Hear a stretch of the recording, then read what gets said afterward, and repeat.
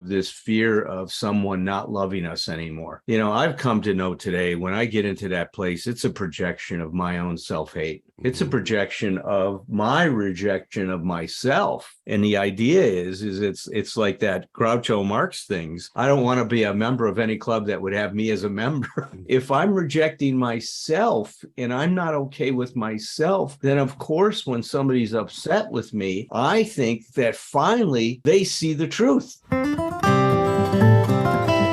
Bill Wilson, co-founder of Alcoholics Anonymous, wrote in 1952, "If we examine every disturbance we have, great or small, we will find at the root some unhealthy dependence and its consequent demand." Wilson suggested that if we could identify and continually surrender these unrealistic and unrealizable demands, that we may then be able to accomplish what he imagined to be the recovery's next frontier, something he called emotional sobriety. Flash forward 70 years and join psychotherapists and best-selling authors Tom Rutledge and Dr. Allen Berger, who have taken up the mantle of exploring Bill Wilson's new frontier. Welcome to Emotional Sobriety. Emotional sobriety, as best we can tell, is the really wonderful next step in recovery. And I'm here with Dr. Allen Berger and Patrick Newman, our producer, and we've got a special guest today that we love having all the time. I'll hand that over to you, Alan, to introduce Joe. Well, listen, he just is not going to be a guest. Joe's going to be a regular on the show now. So we don't have to treat him like a guest. We can be as rude to him as we are to each other. You can trash talk me now. We give him VIP, but now he gets the treatment the rest of us. All right, good deal. And look, I'm always excited. I mean, to have you with. We've started our relationship a few years ago with some of the workshops we've done, and I've just been so impressed with your perspectives on recovery, who you are as an individual, and what you've done to carry the message. And so I feel that we're honored to have you part of this show. Absolutely. Amen for me. Ditto the Mutual Admiration Society. I've never missed one of your episodes. I love the whole addition that podcasting has brought to the recovery community. It's a great way for people, can't make certain time commitments to just stay in touch with sort of recovery type things. And I think it's great what we're doing here. We're pioneers. We're in the first, 10 or 15 years of this thing. It's radio on call, right? That's a good point. It's like, I've always wanted to be a radio guy. It's the main thing I wanted in my life but this is the deal, but it's like, you can do it it's like what Joe said, we can do it. You can listen anytime you want. Which is great. And I think the WKRP of podcasting. There you go. WKRP. I like that. And listen, if Bill Wilson was alive today, I think if he appeared on the show, he would thank us and said, "Thanks, guys, for trying to help spread this word about emotional sobriety." It's something, for some reason, that people do not get introduced to and do not understand that that's the goal of working our program, is to discover and then achieve. And this is the term I picked up from you, Tom, and to practice emotional sobriety, because it's a practice, man. It really is. It's not a destination. I mean, we always do that deal as a journey, not a destination, but it's a daily practice is what it is. Yeah. So, today I thought that what we would do is just kick around with all four of us. Hi, Patrick. Welcome. Hey there. Can I start the roundhouse definition of emotional sobriety? We want to talk about what does emotional sobriety mean to each of us. So let's do it. Yeah, I'll keep it brief. Lately, especially, I feel like I've had no emotional sobriety. I feel like and that's where maybe when you tell me it's a practice, I have a little bit of hope, because I just feel, my partner's moved in and I've just been doing terrible at managing the stress of accommodating a new living situation. And I just don't feel on top of my shit, and very kind of emotionally fragile. And I do the meetings, and I suit up and show up, and I try to listen, and from people like you in recovery spaces and whatnot. And I guess if to the extent that there's been anything guiding me through this rough time, it's knowing that that it is a practice, and that it has to be an outside in kind of approach to managing these problems. If you change your behavior, then the mentality surrounding the problems will change. And so that's kind of where I'm at. It's more of like, I know, I read the words and I know I think I have a sense of what it means, but in practice, I have been very dysfunctional surrounding. So where does it show up where you struggle the most, Patrick? What would you say is the most challenging piece of now sharing your life with your partner? I think just emotional dependence. I think, making a mistake, just doing a thing wrong, and then seeking, I needing her to tell me, in fact, that I'm amazing and heroic, and that, and I think, well, I guess that's like one of the tenets of, emotional sobriety that I recognized is, you're, it's okay, even if, not an okay only if, mentality to life. And I think that I'm still stuck in a bit of like the, I need to get a cookie to feel secure in whatever the pursuit is that I'm engaged in. And so I think that's the thing I'm working on.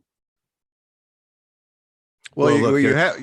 Go ahead. I'm sorry. Go ahead, Allen. Well, I was just going to say, there's nothing like a relationship to help us get in touch with, what is our next step in our development, right? That's why I say that. Right. And help us is in quotations, help us, because it doesn't feel like it doesn't necessarily feel like it's so helpful, but it's. But with hindsight, it is. And I just want to say that, and I'm never, one of the things I say to clients all the time, and I think we do a good job of this with each other, is we want to support each other, but part of well, I'll just say part of emotional sobriety and relationships for me is supporting each other, but not letting people we love off the hook either. So it's like, so I want to say the disclaimer here is Patrick. I mean, I think sometimes, I actually think sometimes in our culture, that as I've grown up and worked in this world, and our culture gives men a break if we actually acknowledge a feeling. Everybody goes, "Oh, isn't that great? He had a feeling," and then they kind of let us off the hook. I've had lots of women, and well, but he said he had a feeling, and it's like, I go, yeah, but what's he doing with it? How, what kind of what responsibilities you take? But I know you, and I know you really are working on this stuff. That it is the practice, and the practice involves. And we talk about this a lot recently with this stuff on Thursday night with the Nathaniel Brandon stuff is acceptance as the key, as the first step always to change, just to basically be able to say, here, not only did I'm fucking up, but it's like, here's how specifically I'm fucking up. Allen asked you a question, and you were able to go pretty quickly to respond into that. It's like, nope, that's the practice of emotional sobriety. Grateful my dad's still alive, and he is like, when I watch him doing something that needs fixing, problem solving, he just, if something doesn't work, he backs up, rethinks it, tries something else. If something doesn't work for me, my negative self-talk jumps into, you idiot, you loser, like I was supposed to get it perfect the first time. And life isn't something that we're supposed to get perfect the first time. And what I learned from him is that ability to just right size himself and the situation, and he's going to do his best, and it's going to take as long as it takes. And he's fighting against the environment, but he's not fighting against himself. I love that. Well, and what I identify with the part where you're all my shoulds. After a while, they just become this giant "I told you so." So now what I do if I mess something up, even if it's just a part of the learning process, yeah, it's like, there you go again.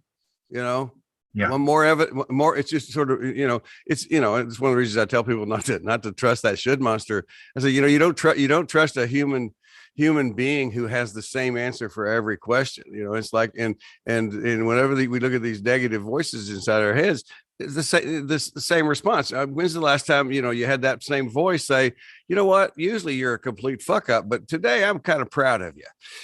It's like, no, they never say that. They're always going to find what's wrong and pounce on it. And so I love what you described with your dad. So your dad's ripple effect goes on. I'm learning from it today. Just back up and regroup. But I also want, Patrick, I want you to hear what he's saying too about that, is like, just beware of that mean voice inside telling you you're messing it up, because that's just going to, you may be messing it up, but it's going to get in the way. It's going to get in the way of you doing what's the next right thing.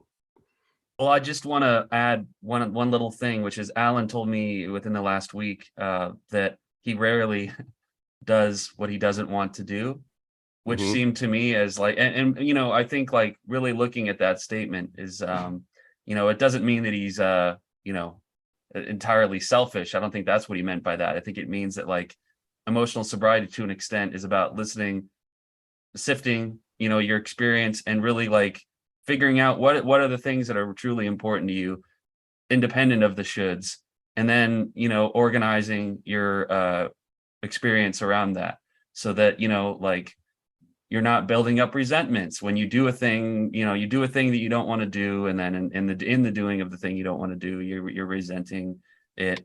And I think, just, I'm in the very nascent stages of listening to myself and being able to understand truly like what do I want out of this situation, and being present. And I think that I'm just not very good at being present in my own life yet.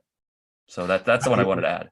Listen, that's such a good point, because when what emotional sobriety means to me today, and it's got so many different textures to it. It's almost like a piece of tiramisu. There's so many different layers and textures, flavors, but today what I would say is I finally passed the audition to have a speaking part in my own life. And before, it's like I never passed that audition. I wouldn't speak up for myself. I wouldn't, you guys know this week I've been quite melancholy. I've lost someone that was very close to me, and especially in the early stages of my recovery, but really throughout my whole recovery. Tom Catton, a long-standing member with over 50 years in NA, and the author of The Mindful Addict and Come Sit With Me, a little primer on meditation. Just an amazing guy, and he passed away. He had dementia, and the last several years of his life were very, very, very challenging. But he passed away in such a beautiful way. You guys remember I read that on Thursday night, and I've been crying a lot. And that's been okay. I've just felt melancholy, and that's been okay. I'm not doing this thing like I should feel something else. I shouldn't be like this. I shouldn't cry. I shouldn't show what I'm feeling. I'm feeling what I'm feeling.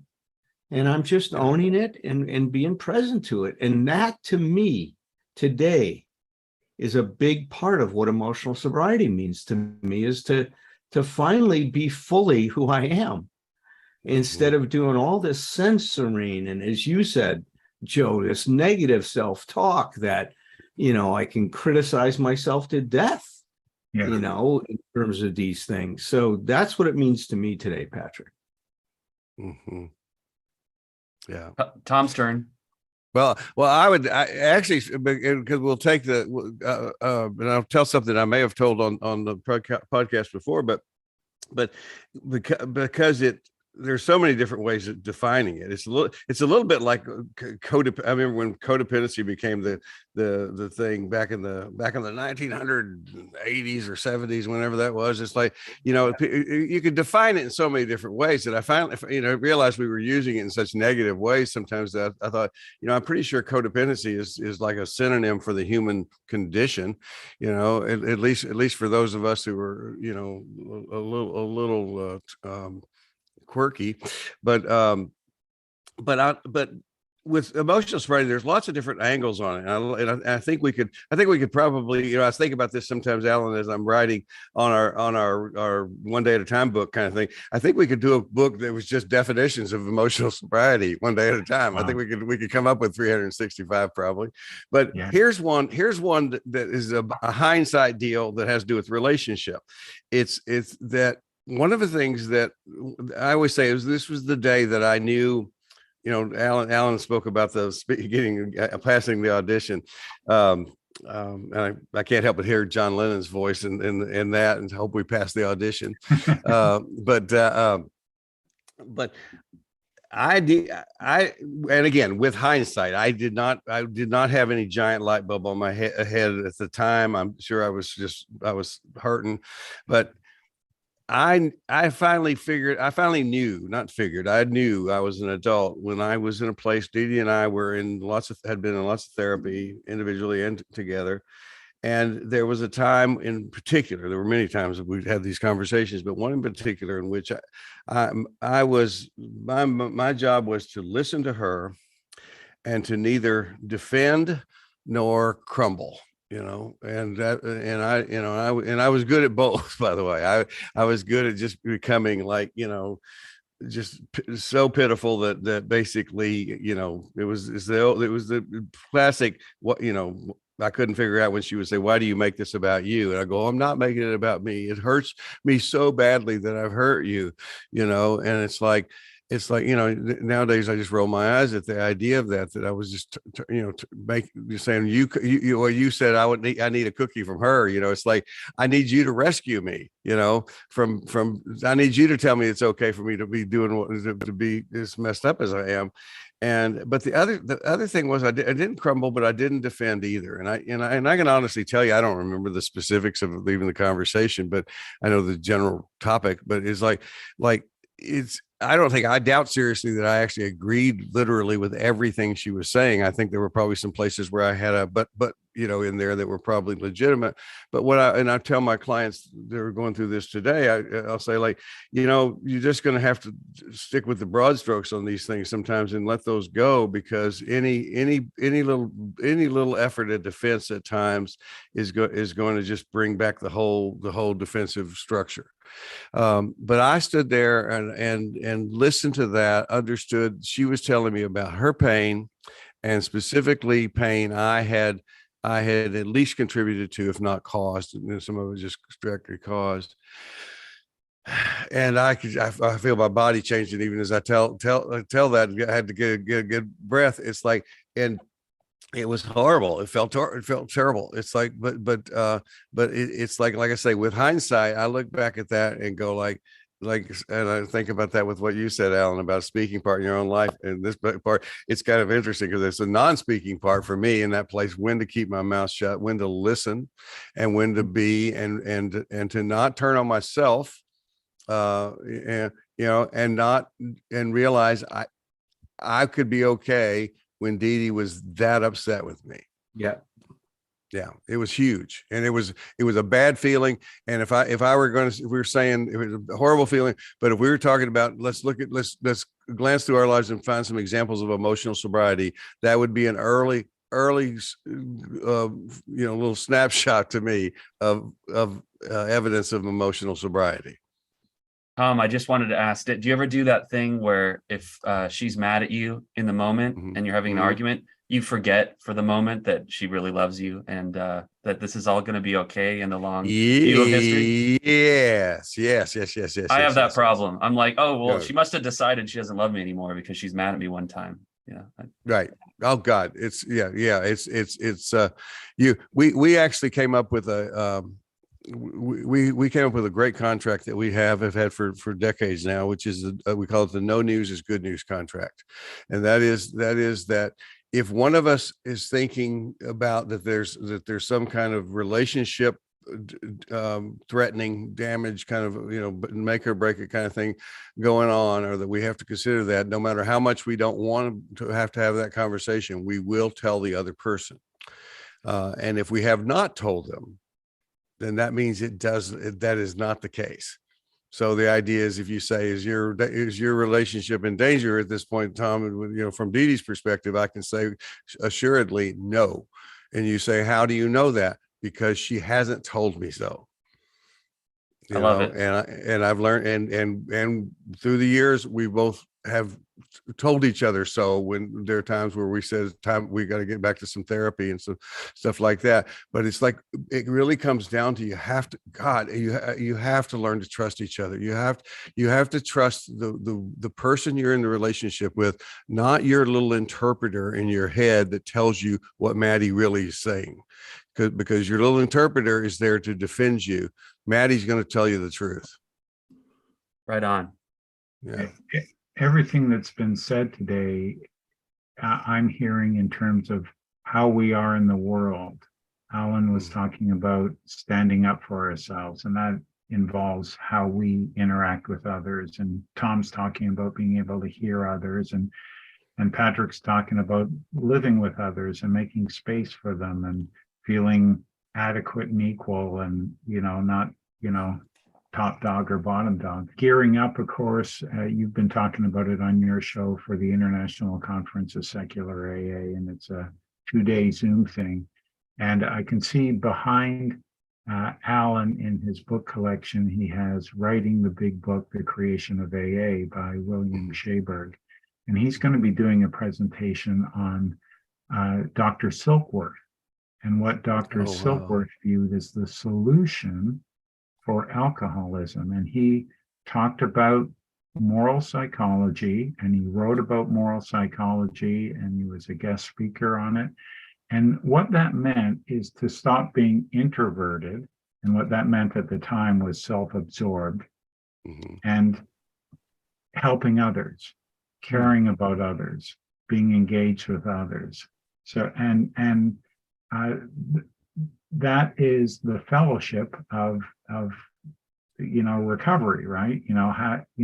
When we get past our own immediate emotional needs and start thinking about, that person is looking a little upset today, I'm gonna tap them on the shoulder or speak to them after the meeting or what have you. And that is being in the world, and that is emotional sobriety. I think it's a synonym, emotional,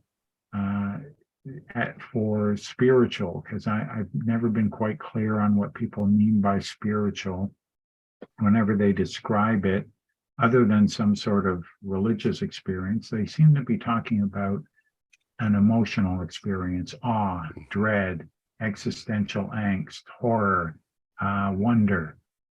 Those are emotions, and to be able, and that was my problem. That's why I sought out alcohol and drugs, because they solved an emotional problem I had with living in the world.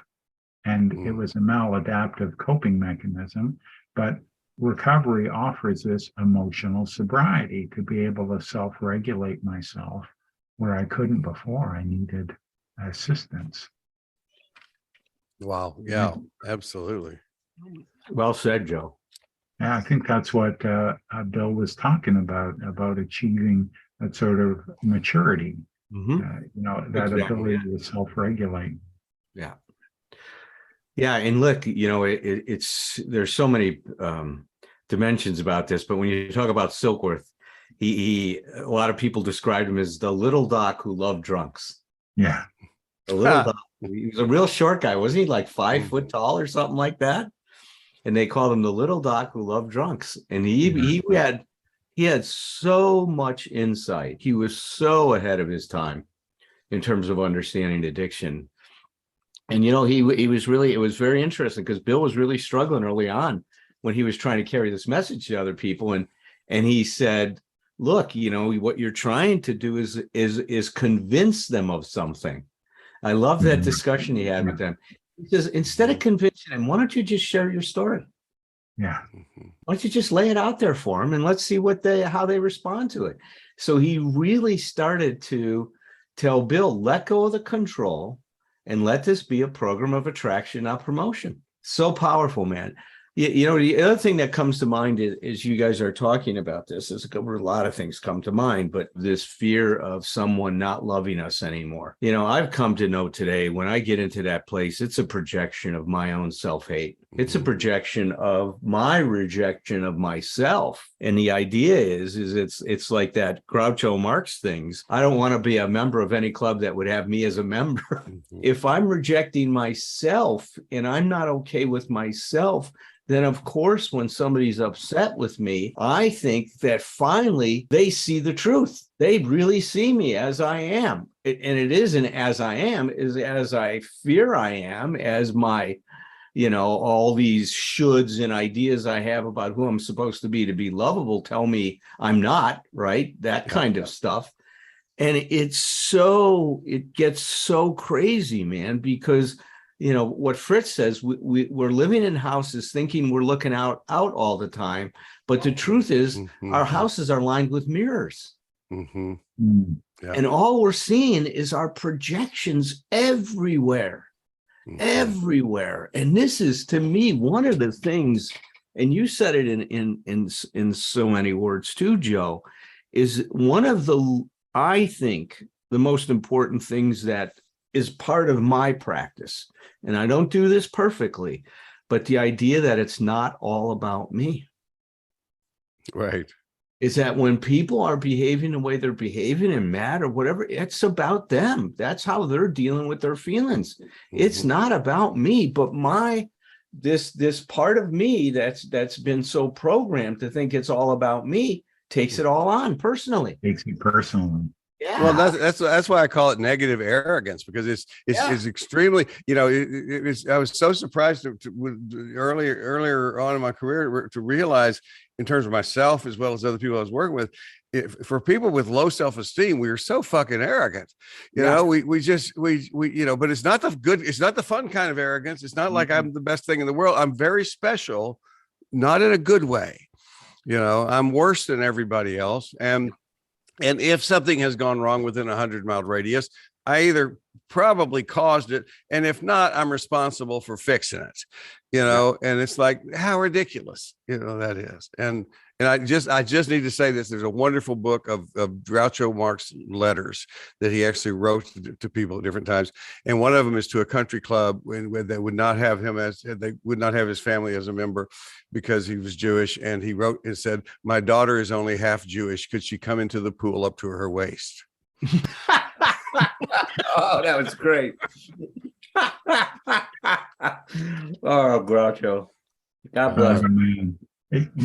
There's a core belief that I have wrestled with all of my sobriety, and something you said, Patrick, made me think about it. And that core belief is, and there's no truth, there's no basis of truth in it.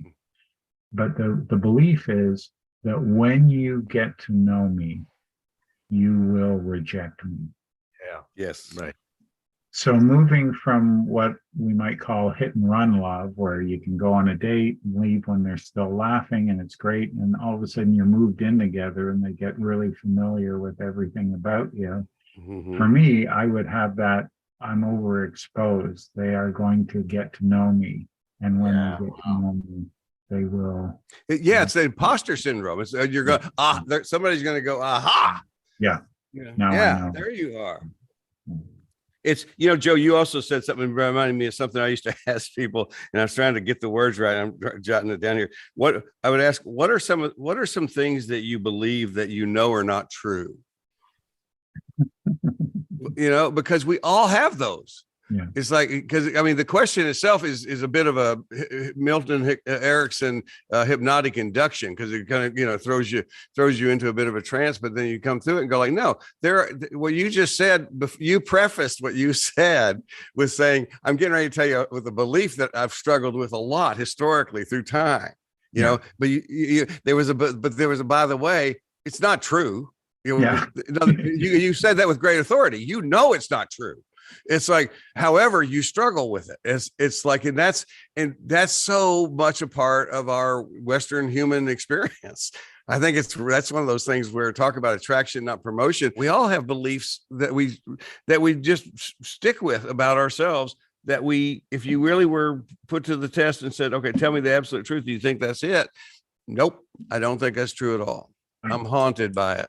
Yeah, haunted, exactly. And Mm-hmm. part of the haunting is even when I'm getting the cookie, they're giving it to some actor, some role I'm playing, right? Yeah. You know, like that doesn't make me feel more deserving because Right. I'm putting them on and they're responding positively to it. So it further reinforces that I'm not good enough and I have to continually wear these. Well, you know, it's interesting because when I first got into therapy group, especially group therapy, and I was listening to other people in the groups that I was a participant in. You know, I would listen to these other people and think, because I was under the very clear belief that I came from a perfectly normal family, you know, and of course, you know, the truth there is the longer I stayed in therapy, the sicker my family got. But it's because that awareness comes up. But it's like, I remember actually telling somebody in a group one time that I was envious of them because of their blatant abuse as in childhood. You know, it was like, you know, I was going like, you know, why you're this way. You understand why you feel like shit about yourself. It's like, I can't figure it out because I was the pedestal kid. I was the guy that could do no wrong. My siblings didn't like me sometimes because I could do the same thing they're doing. They get in trouble for it. And then my mom and dad would just laugh and say, oh, Tommy's funny, isn't he? You know, and it's like, but what you're talking about, Joe, is one of the things I've learned. I learned about that and I've explained to other people. It's like, that's such a lie that, you know, when you get put up on the pedestal. So here's the thing I grew up with. I grew up without knowing that I would be okay if I wasn't pedestalized. So talk about like what you're talking about, Patrick, in terms of needing somebody to praise you. It's like, yeah, I didn't know. I mean, I didn't have those words for it at the time, but I didn't understand that I would be okay if I was fucking up. You know, I thought I had to, you know, and I always knew I fucked up, but it's like, I always thought I had to create the impression for everybody that I had it all together. Well, see, that's one of the things that I talk to people about and that I've seen in my whole life. That's the dilemma that we create when we dedicate ourselves to actualizing a concept of who we should be. Yes. Because if I do that and you fall in love with that, I realize that you're not falling in love with me. Mm-hmm. So there's a part of me that is suspicious of you. If you like me, it means you really don't like me because you really haven't seen me. I mean, it's such a crazy game we play. And then we get so concerned that people don't buy that image, or, you know, what do they call it in transactional analysis? They call it the racket. What's your racket, right? Yep. What's your racket? What do you put out to the world that's your racket to try to get people to love you, right? That's your racket. And then when people buy our racket, you know, we think that's good, but it's really not, because it, like you said, Joe, underneath it is this deep doubt that is appropriate to the situation. They're not loving me; they're loving this act I just put on. Right, we feel like frauds. Yeah. Yeah. And now the other piece that comes up with relationship a lot of times is the partner, however, very often, you know, even though our negative arrogance is such that we think that all they see is the thing we put forward. A lot of times you get to people and you find out your partner knows a lot more about you than you think. And sometimes the partner knows even more about that person than they know about themselves. That's right. Well, that's true. And if you have someone that has done some of this work, that's what they're going to see. See, they're going to see you. Mm-hmm. They're not going to see, you know, this act that you put on to say, hey, love this, please love this. This is because you won't love me, so love this, right? That kind of a thing. Right. Yeah. And that's a scary thing when you realize that you're in a relationship with someone who really does see you for who you are. Because you have to confront that your fear of being a fraud. Yeah. Do you guys find that in your work on this that are you still being tested daily, you know, with the same kind of like fervor that you had those tests as younger men? I No. do. I feel Not like daily, I don't think. Go ahead. I'm sorry, Joe. Go ahead. maybe not daily. Yeah, that's right. Yeah, yeah, But it's I make room for it, and I Yeah. make room for my imperfections and my idiosyncrasies and my getting stuck in the same mud all the time. Mhm. And just try to give myself some space to get myself out or ask for help in some cases. Yeah. That's what I have to do. Well, that's and Patrick, that's one of the questions you ask Alan. You ask Alan and I historically. You ask questions that are really specifically, and I think it's a good thing. They're designed to ask for hope. Yeah. You guys. I mean, I think there have been several times through this process, of our doing the podcast where. I mean, I don't know if you felt it this way, but I think you probably found yourself somewhat encouraged to realize how fucked up we are, and realize, just heard some of the stuff and go like, because because it's easy to go, okay, well, like these people they're older than I am and they have this all together. It's like and it is really, really reassuring to find out that no, we don't. But the other thing about and that's one of the things that we can continue on talking about down the line too, because it's one of the things I was saying about we could talk about today, which was how do you measure progress with this stuff? It's like, and you measure progress by in a lot of ways, but one is you measure progress by direction. It's not, if I'm going to see Alan, and he's up near Philadelphia and I'm in Nashville. Did I travel five miles or 80 miles today to see him? It's like, that's not the question. The question is, did I move northeast? Yeah. And because there are a lot of times where I'm going the wrong direction. It's like if I'm moving in that direction, and if I am, credit where credit is due. And what I would go back and say where Joe, it's interesting when Joe and I spoke at the same time saying yes and no to your question, is what I would challenge Joe with at that point is going like, but do a time travel comparison and realize how much easier it is to do the shit we do to get through some of this stuff today. It's like doesn't mean we're not guaranteed. It doesn't mean the shit can't hit the fan full blown. I don't ever want to be without appropriate caution, but it's like we really do with practice. You do, and you said it in terms of like, I make room for that. Yeah. And I love making room because you're talking about, I've expanded my identity and my awareness and my definition of myself to include that stuff. Yeah. I fuck. Yeah. Oh, do you fuck this up? Oh, yeah. On a regular basis. Yeah. But it's not suffering. Yeah, that's right. A couple of things before we wrap today. And Joe, before we stop, I want you to say something about the convention that's coming up and tell people about it, because we're really excited about being a part of it. Yes, but I heard a great quote the other day from Robert Bly, one of my favorite poets. And he says, grow your wings while you're going down. Isn't that nice? Grow your wings while you're going down. We always want to think about going up. We're so obsessed with ascending and succeeding and being on top of it. And see, I think emotional sobriety is embracing both sides. Yeah. Right? Both sides is to enjoy our success, but also to enjoy the struggle. Yeah. And to really not want it to be any different, Patrick. See, that's I think the thing that's different for me today is while I used to just really strive, I wanted just to feel good all the time. I'm not interested anymore. Today, I'm more interested in being alive. I want to be alive. Sometimes I'm going to feel great. Sometimes I'm going to feel shitty. Sometimes I'm going to really like who I am. Sometimes I can't stand myself. I mean, it's just, there's a certain rhythm to my life. Now, all of that, we could summarize as self-acceptance. Yeah. Is we know what we've been talking about. And I think these Thursday night thing with us really putting the spotlight on self-esteem and emotional sobriety and the steps, one of the things it keeps bringing home is self-acceptance is a prerequisite to change.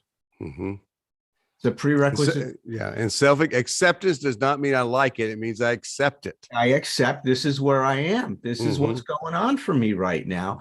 And with that, when I accept it, I can then become aware of the emerging opportunity. And there will always be an emergency opportunity. But what Joe was saying earlier, if I'm sitting there beating myself up, I shouldn't be feeling this way. I'm not going to see any opportunity. I'm too busy, dealing with my bruised self-esteem or ego. Right. And now I'm all wrapped up in that. And, I wanting to throw a pity party and trying to decide who I can invite. I mean, that's where that goes. So instead it becomes now we're telling Joe's story for him just for the fun of it. Instead we have Joe saying there I am beating myself up again. It's like that's acceptance. It's like, okay, then there's I always say it's a layer thing. It's like I tell myself I'm a piece of shit. That guy speaks freely. He never asks if I want his opinion. He'll just say whatever. But the next level out is that observer self, that more the one that apparently, I used to do workshops on the road a lot in the old days. And I lost count of how many times people would come up to me after the workshop and say, "Are you a Buddhist?" And I go, no, I don't. But eventually, now if people ask me that, my answer is apparently. It's that's right. Hey, you guys, and the more I've read about Buddhism, it really is that it's acceptance. Right. I got to sign out because I got to let the babysitter go. Joe, thanks for joining the show. But you guys will finish up with Joe, and then I'll see everybody next week. And thanks for joining us, Joe. Really appreciate you taking the time to do this with us. It's a pleasure. I'll jump in when I can. It'll be fantastic. You sweeten the pot many times today. Absolutely. All right. Have fun, Alan. Alan's got the two girls on his own today. What do you say he was going to do?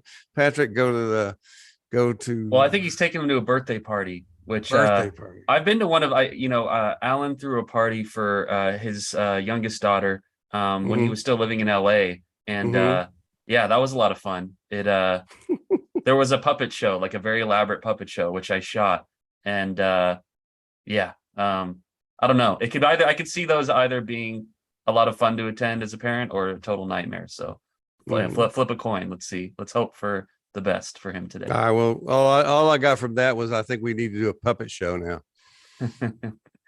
You any good at that, Joe?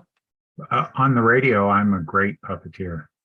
I'm a great juggler too. Look at this, everybody. That's where I do all my card tricks, Joe. Throw another one in, Patrick. Oh yeah, Joe. I was going to ask you. I just after your last appearance on the pod. Are you?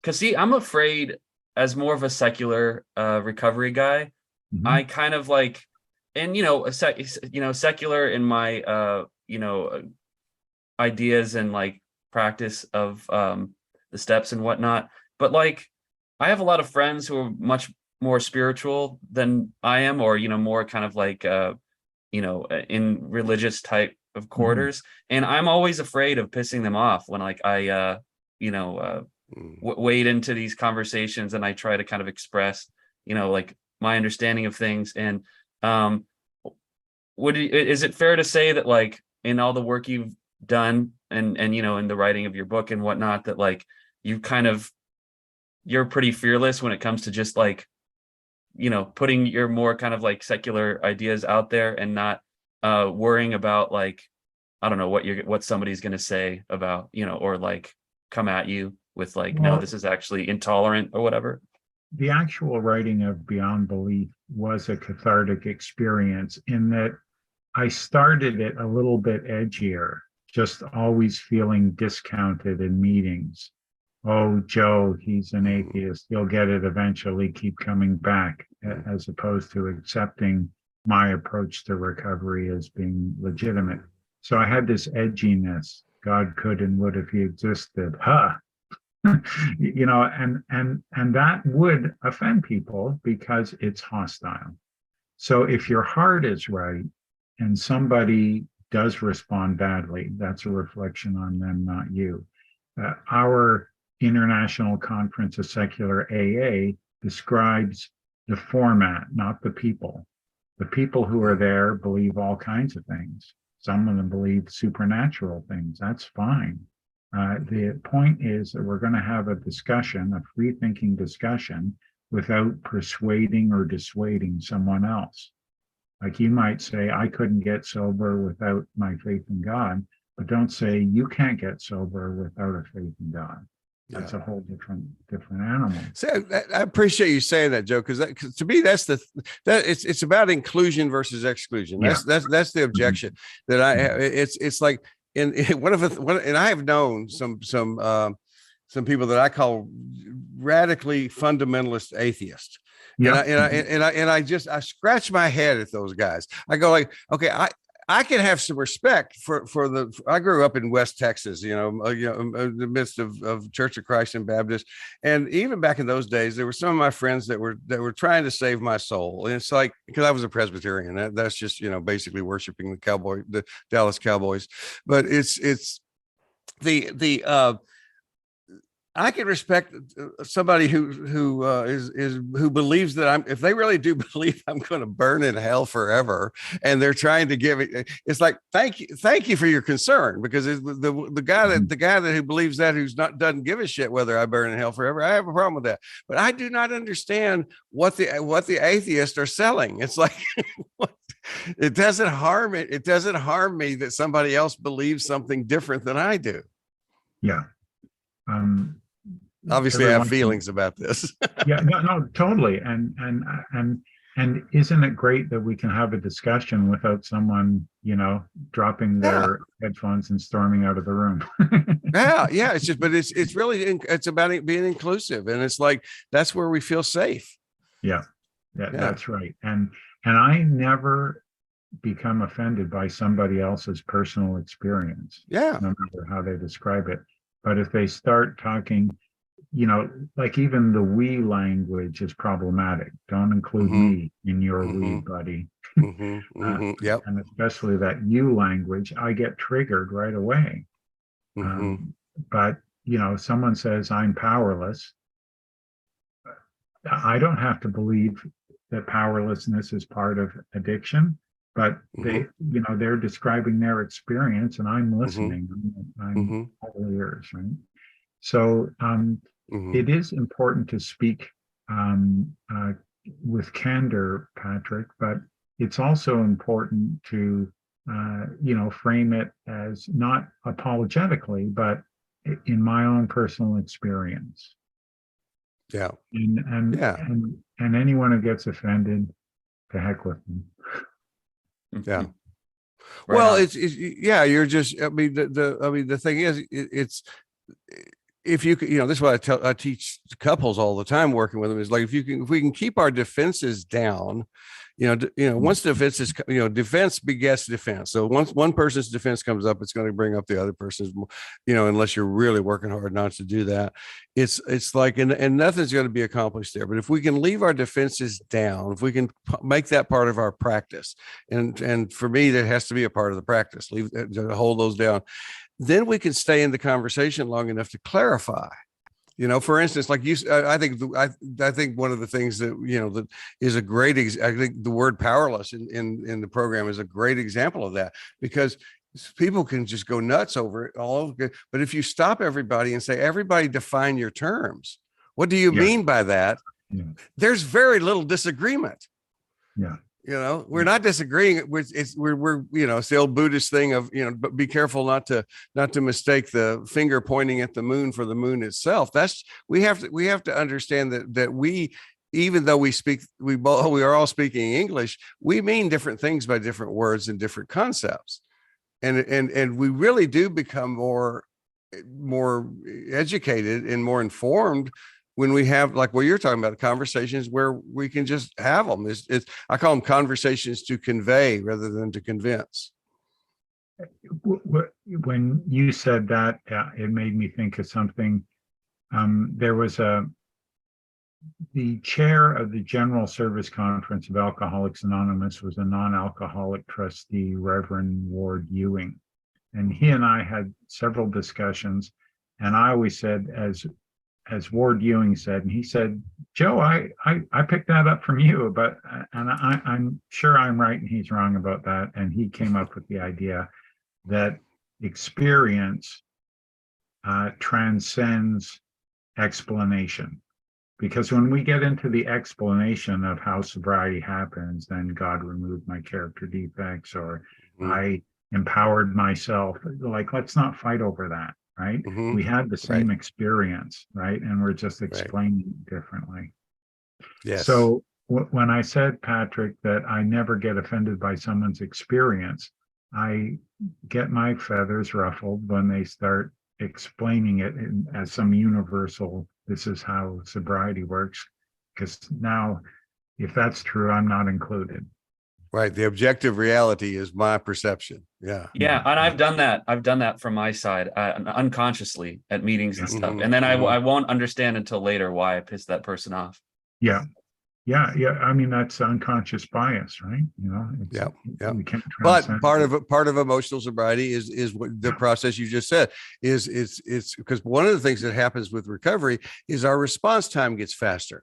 So there were times where you probably would have done that and never had the insight that you did that. And then later it's like, it takes a day. And then, there comes the time when basically you catch yourself right in the middle of a sentence and go like, oh, never mind. Let me go a different direction with that. And it's like and we should still go back and mess up, but response time is really a great way of measuring how we're doing, because it doesn't mean we don't still fuck up. It means we take responsibility when we do. And prejudice, which all of us have biases, right? Absolutely. But sometimes it's ignorance, and sometimes it's born of fear or hate. The ignorance is easily overcome with discussion. Right.